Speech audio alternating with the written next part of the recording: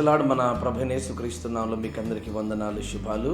ఈ దినం వరకు దేవుడు మనందరినీ సజీవులుగా ఉంచినందుకు ప్రభుకి మహిమ కలుగును గాక. ఈ దిన దేవుని వాగ్దానము యాకోబు రాసినటువంటి పత్రిక 5వ అధ్యాయము 16వ వచనం.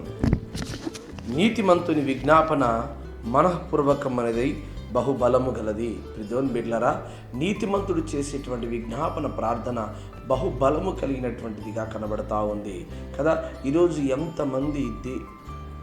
ఎంతమంది ఇతరుల కొరకును వారి ప్రార్థనల కొరకు విజ్ఞాపన చేసేవారిగా ఉన్నారు.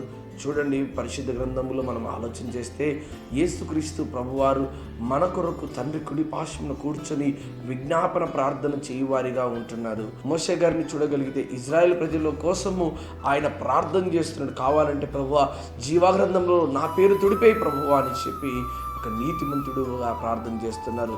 ఈరోజు నీ కుటుంబంలో నువ్వు నీతిమంతుడిగా ఉన్నావా?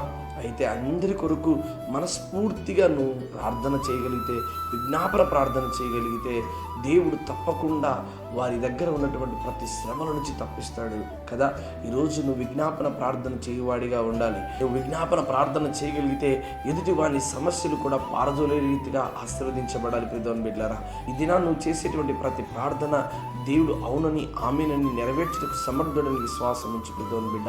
కనుక విజ్ఞాపన పూర్వకంగా నువ్వు చేసేటువంటి ప్రార్థన ఏదైతే ఉందో వాటన్నిటి నుండి దేవుడు తప్పకుండా నిన్ను కాపాడుతాడు. అందుకే నిన్ను కాపాడువాడు కొనకడు, నిద్రపోడు. కనుక ఈరోజు నువ్వు ఇతరుల పక్షాన్ని విజ్ఞాపన ప్రార్థన చేయగలిగితే దేవుడు తప్పకుండా నీ కొరకు అనేక మందిని నువ్వు ఇతరుల కొరకు విజ్ఞాపన ప్రార్థన చేయగలిగితే దేవుడు ఖచ్చితంగా నీ ప్రార్థన కూడా అంగీకరిస్తాడు. కనుక అనేక మంది గురించి ప్రార్థన చేయి.